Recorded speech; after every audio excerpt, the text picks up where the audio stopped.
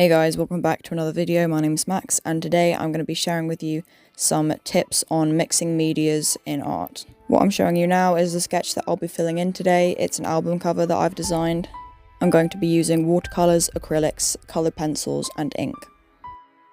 So the first thing you want to consider is what the transparency is like of your materials. So for example, with mine, as you can see here, I'm using inks, but I'll also be using watercolors, and these are both quite transparent materials. So these you're going to want to use first, because if you try and layer transparent materials on top of opaque ones, then it's just not going to work. However, saying that, if you've decided that the color that you've achieved is slightly incorrect, and you want a slightly different look, you can layer the transparent materials over the top, and I've actually done that a couple times here.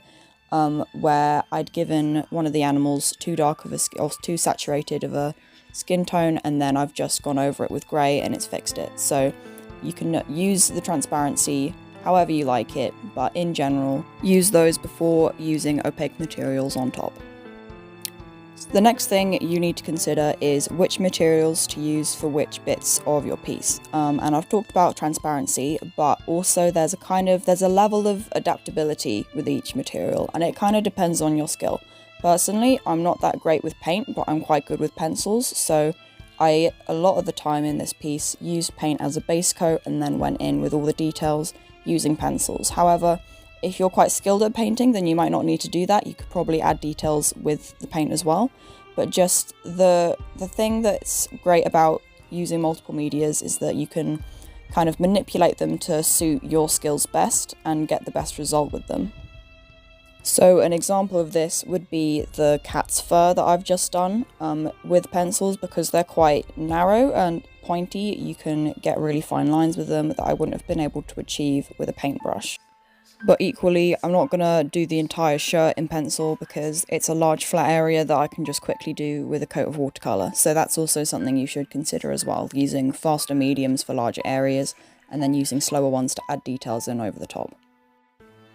Another thing that's really important to consider is the drying times of your mediums. Now, I've picked mediums here that have either no drying time or relatively short drying times. But if you were using a medium like oil, or even clay, if you were building like 3D elements on top of your canvas, then you'd need to consider that. You'd want to try and leave the longest drying materials to last to apply, because otherwise you could put oils on, say, as a base coat, and then you won't be able to work into them for months on end because they won't be dry. However, because oils, for example, can be quite opaque, you could use them to add highlights to things afterwards, and that would be perfectly fine because you don't need to do anything on top of them and they will just dry in their own time and it won't matter. Possibly the most important thing that you need to think about is whether your mediums are going to clash with each other, because if they do, it could completely ruin your whole piece and that would be very frustrating. And what I mean by this is, are the properties of one medium going to negatively impact the properties of another one? And so an example of this would be gouache paint. So if you know anything about gouache, if you add water to it, then it goes runny, and that's really useful if you want to blend it with other gouache paint. However, say you've done a layer of gouache and that's your base coat, and then you've gone in with like a thicker, more opaque layer of watercolor. Because watercolors are water-based, that's going to reactivate your gouache paint and they're going to mix and it's going to run everywhere and your whole piece is going to be ruined. Another example is mixing graphite pencils with biros. I wouldn't recommend this because if you wanted to spray fixative over the top, it would, for some reason fixative mixes with biro ink and it makes the biro run everywhere. So if you've just done like a gorgeous piece and then you've sprayed fixative on it and then it's just ruined because all of the biro is bleeding everywhere, then that's not a good idea. Instead, I'd recommend using fine liners and making sure that you check any material. This goes with any piece you plan on spraying fixative on, because some coloured pencils are also activated by the fixative. Do like a little swatch card of every single material you use, spray it with fixative, leave it for a bit, and then see if there's any changes. And if there are, you can't use that material and the fixative as well. So either don't use the fixative or switch out for a different material that isn't going to be activated by it. The next thing you need to keep in mind is not using too many different materials, and I know it's like mixed media, but there is such thing as too many medias because it can just get overcomplicated, and especially if you're using multiple like more three-dimensional medias as well, then it can get a little bit cluttered. So in mine here I've used 4, and I'd say that 4 is a pretty good amount. I've got 1 dry medium and then 3 wet mediums. When you find yourself struggling to think of different ways to incorporate new mediums, then that's when you know you need to stop, because you've got enough already if you need to think about it too hard.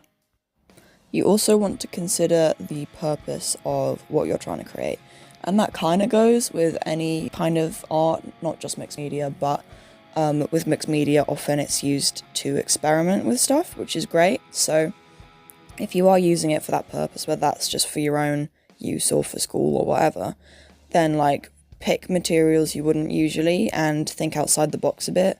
Like I've gone pretty safe with mine here because I wasn't trying to experiment, I was trying to create something that actually looked nice.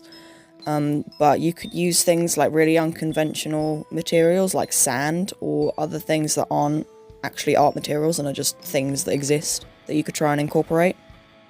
Here, for example, if I wasn't trying to make it look really crisp and perfect, then I could have used sand on the background where it's black and painted over that black, and it would have given it like a bit of variation in texture, and that could have looked quite cool.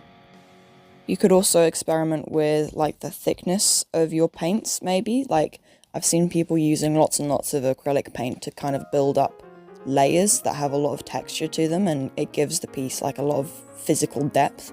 And that's pretty cool, so that's another thing that you could consider.